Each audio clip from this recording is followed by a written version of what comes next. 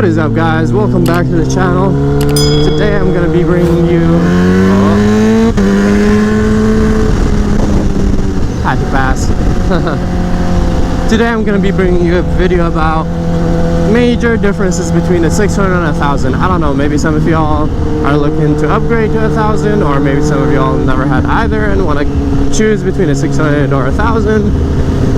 The topic is the major differences between those class of motorcycles. Obviously this is a Ninja H2. This is not your regular 1000, but I have been on an R1. I think that's the only 1000 I've ridden, but I also have a Ninja ZX6R 600.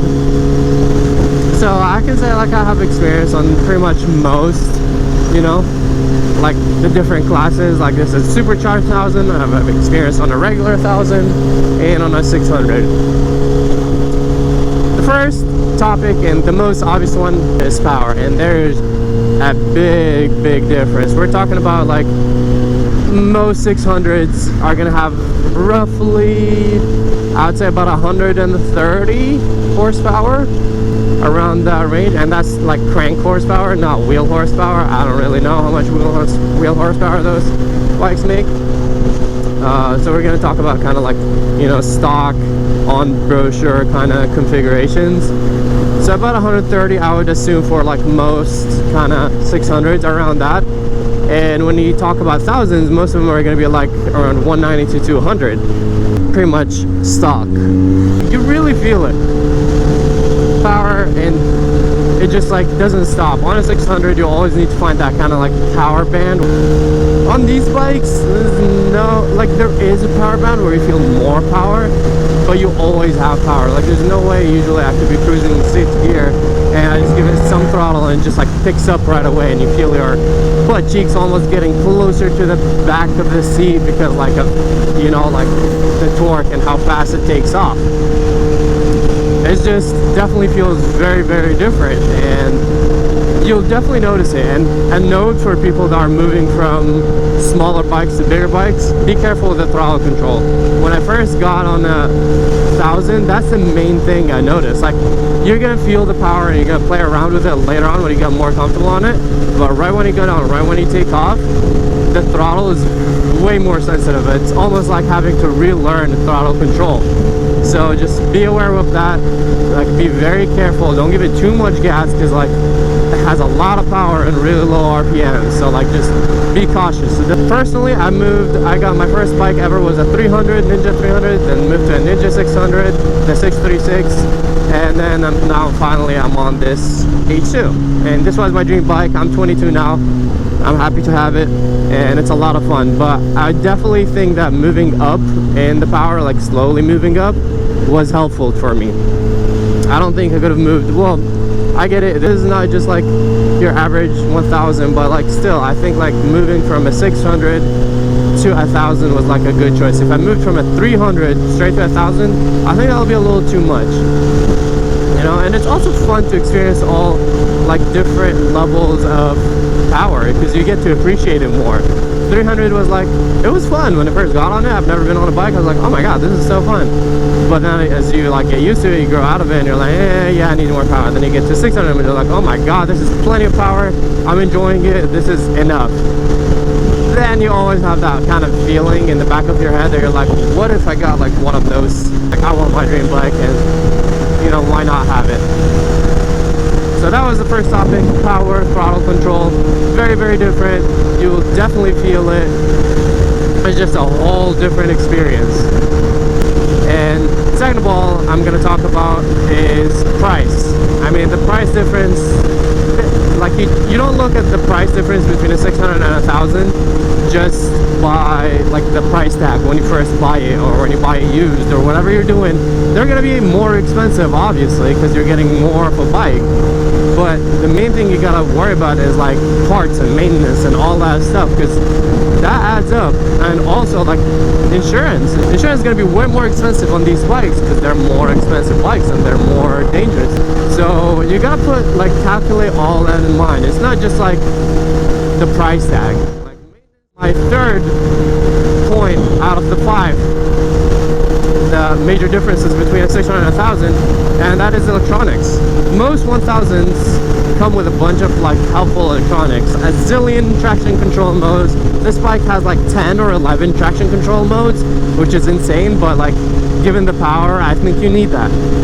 It's kind of like moving from a little like flip phone to like an iPhone. You know, like you get way more out of this bike. Options like this bike, most 1000s have like launch control. They have like all these crazy, like I know our ones have like, or most 1000s have like wheelie control and all that. This bike doesn't have a wheelie control mode, which I think it should, but I mean, I don't really mind it. Once you get used to it, you just learn to fight the wheelie on your own. I know like there's like lean assist and all that stuff. Like there's a lot of electronics that come with a 1000 that 600s don't really offer. And yeah, that's like the third major difference that you got to keep in mind when you're getting that bike. But yeah, this is like a bonus point too. Gas. Oh my god, these bikes drink so much gas. I mean, this bike specifically probably drinks way more gas. It's a major difference that you're definitely gonna feel with the gas. You're gonna fill up way more often. No thank you, I don't want a receipt. 12 bucks for a full tank. I'll take that any day. Thank you. And there we go. Sorry guys. I mean, not that you would notice that I was taking a while, but I had to catch up with the boys, decide where we're going, and now we can continue the video. Beautiful day outside today. Really beautiful. It's like 70s all day. It's way harder to like kind of record and talk when you're riding with friends because you're kind of like occupied with everything that's going on. But I'll do my best. I mean, we have only like 2 more points. Whoa, look at the line for the bank. COVID-19, stay safe. The 4th point would be, it's kind of like similar to electronics, but not really. It's just what you get out of like these bikes. They come with way more modifications that people tend to put on later on. First and foremost, most 1000cc motorcycles have a steering stabilizer, which is like, honestly, it's like night and day. I've never had a steering stabilizer before this bike. I've always wanted to get one on my 600 ever since I got a tank slapper, and if you don't know what that is, that's pretty much when you're going on, well, I was going on the freeway, but you can be going on any road, and pretty much what happens is that you hit a bump, or if you're coming down from a wheelie or something, and the handlebars start going sideways, and the whole bike starts to wobble. Let me tell you guys, it is terrifying. It was very sketchy, and the steering stabilizer definitely saves you. Moving on to another, well, it's the same like 4th point about like how you're getting more upgraded parts. That's pretty much, let's do 4th point, that's what it is. It's upgraded parts. Steering stabilizer. Most bikes come with a quick shifter, or even better, and like an auto blip where you can shift up and down without holding the clutch. You know, like these 1000cc bikes come with all these upgrades that you're gonna want to do to your 600 at some point, because like all of them are really nice. Like a quick shifter is like amazing. You don't need it, but it's just the way that it feels. It feels so good. You're just getting like way more with these bikes than your regular 600. Just better parts, better brakes, more safety features and parts to make your riding more like fun and safe at the same time.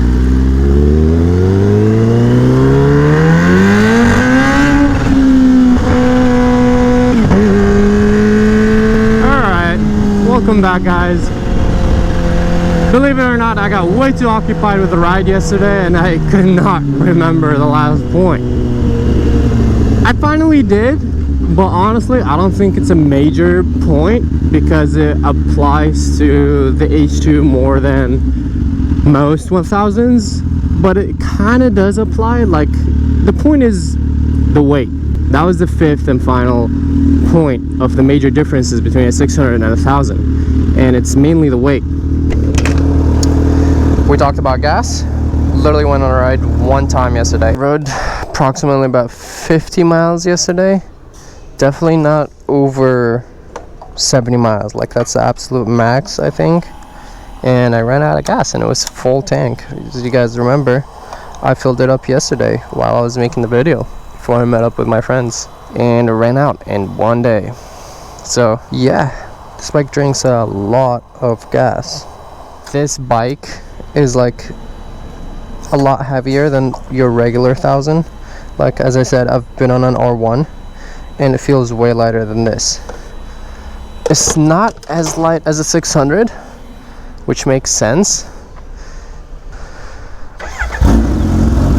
Like, with this bike, it weighs a little, well, stock weighs a little over 500. I believe stock is like 530 or something like that, which is absolutely insane. I guess I didn't want to mention that last point simply because I felt like it wasn't fair, since I'm on like this bike, which weighs significantly more than regular 1000s, since I've told you guys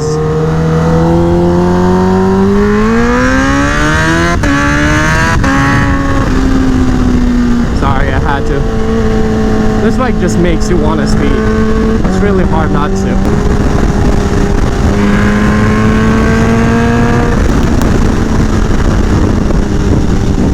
But yeah, that's pretty much it. I hope you guys liked and enjoyed this video. I'm gonna make like more videos about fun H2 bike stuff, and I don't know, I just want to record a bunch of experiences with this bike. I don't really see a lot of like H2 content online, so it's like, why not make some, right? But anyways, thank you guys for watching. I hope you liked the video. Comment what else you think are like kind of major differences between 600 and 1000 cc's that I might have missed.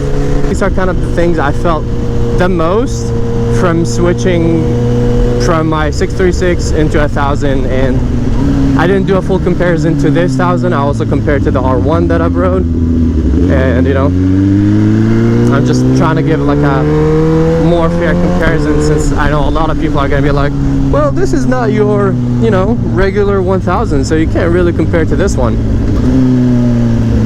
But still, all the points I've covered I think apply to both regular 1000s and like the H2 in comparison to the 600s. Which power, electronics, upgraded parts on these bikes, 1000s, the price tag, maintenance price, just price overall, and the weight. And that should do it. It's exactly 12 o'clock. Peace out.